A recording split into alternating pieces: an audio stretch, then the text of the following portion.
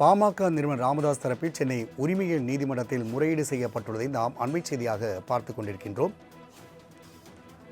போலி ஆவணங்களை கொடுத்து கட்சியை அபகரித்து விட்டதாக அன்புமணி தரப்பு மீது பாமக நிறுவனர் ராமதாஸ் உரிமையியல் வழக்கு தொடர்ந்திருந்தார். இந்நிலையில் பாமக விவகாரம் தொடர்பான உச்சநீதிமன்ற உத்தரவு குறித்து ராமதாஸ் தரப்பில் முறையீடு செய்யப்பட்டுள்ளது.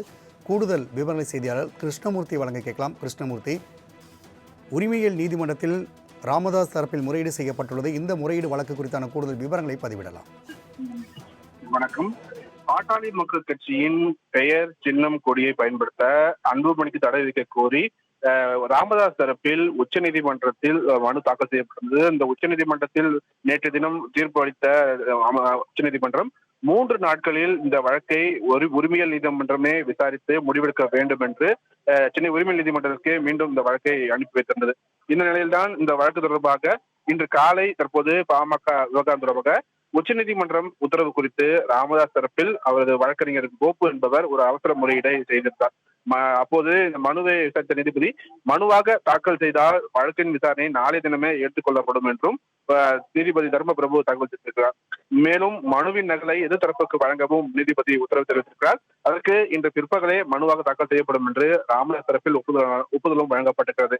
இந்த வழக்கை பொறுத்தவரை ஏற்கனவே பாட்டாளி மக்கள் கட்சியின் பெயர், சின்னம், கொடியை பயன்படுத்த அன்புமணிக்கு தடை விதிக்க கோரி கட்சி நிறுவனர் ராமதாஸ் தரப்பில் ஏற்கனவே சென்னை உரிமையியல் நீதிமன்றத்தில் தான் முதலாவதாக வழக்கானது தாக்கல் செய்யப்பட்டது. ராமதாஸ் தாக்கல் செய்துள்ள அந்த வழக்கை நிராகரிக்க வேண்டும் என்று அன்புமணி தரப்பிலும் மனு தாக்கல் செய்யப்பட்டது. அதே போல தன்னை வழக்கில் இணைக்க கோரி கட்சியின் பொதுச் செயலாளராக இருக்கக்கூடிய வடிவேல் ராவணன் தரப்பிலும் மனு தாக்கல் செய்யப்பட்டது. தனது மனு மீது முடிவெடுக்காததால் உரிமையியல் நீதிமன்ற விசாரணைக்கு தடை விதிக்க வேண்டும் என்று வடிவேல் ராவணன் தரப்பில் சென்னை உயர்நீதிமன்றத்தில் ஒரு மனு தாக்கல் செய்யப்பட்டது. அந்த மனுவை விசாரித்த சென்னை உயர்நீதிமன்றம் உரிமையியல் நீதிமன்றத்தில் உள்ள ராமதாஸ் தாக்கல் செய்திருந்த வழக்கு விசாரணைக்கு இடைக்கால தடை விதித்து உத்தரவிட்டது.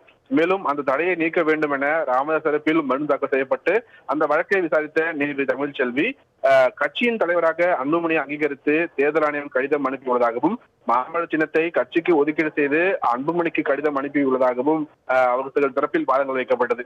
அப்போது தேர்தல் தேதி அறிவிக்கப்பட்டுள்ள நிலையில் உரிமையியல் நீதிமன்றம் எப்படி உத்தரவு பிறப்பிக்க முடியும் என்ற ஒரு கேள்வியை நீதிபதி வைத்திருந்தார்.